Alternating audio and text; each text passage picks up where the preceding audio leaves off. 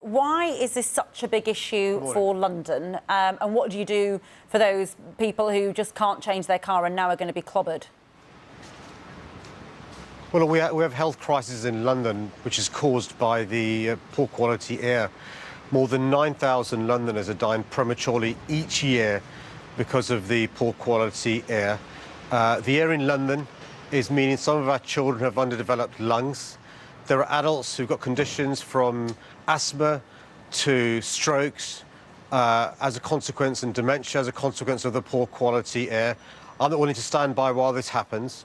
So we're starting from today is, as you've said, the toughest vehicle emission surcharge in the world. And the idea is to change the behaviour of those drivers who drive the most polluting vehicles. And you're right, it is unfair that many families, poorer families, businesses and charities a few years ago were encouraged by politicians to buy diesel vehicles. So I've been calling on the government for some time now to help these families and these businesses with a diesel scrappage scheme. And I make this point as well, it's the poorest families, it's the poorest Londoners who are suffering the most consequences of this poor quality air. And the most consequences of this £21.50 charge, because let's take a building worker who's coming into the city, he's on a contract to carry bricks, dig holes, all the rest of it. He's not making much money. He can't afford to change his car, he can't afford to sell it, and now he can't afford to come into work. I mean, he might actually have to lose his job.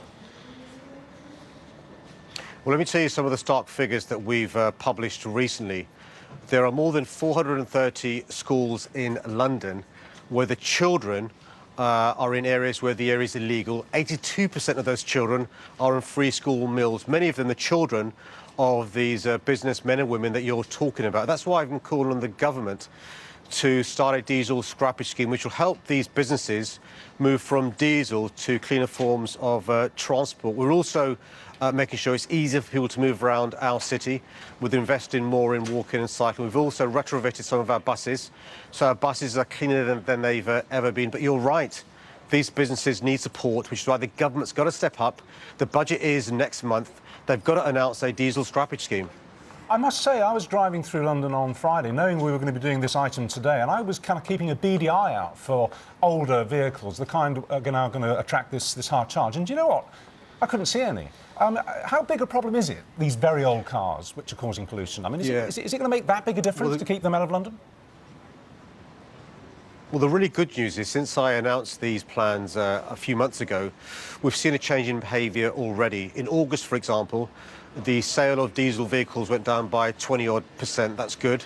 Roughly speaking, there are 15% fewer drivers driving into the congestion charge area because of my announcement. We think there are, roughly speaking, 34,000 vehicles a month that are the most polluting vehicles. Our modelling shows, we're hoping, 40% of these drivers will move to a cleaner form of vehicles, and we think 10% within the first year will move to public transport or walking and cycling. And then the idea, Richard, is not to make money. The idea is to change behaviour, because London's air is a killer and it's making Londoners sick as well. What chance, sorry, no, I was going to say, what chance do you think there is of other big conurbations, say Birmingham, Manchester, Liverpool, following your lead? I mean, should people living outside London be starting to save the pennies, because they may have to start paying these charges?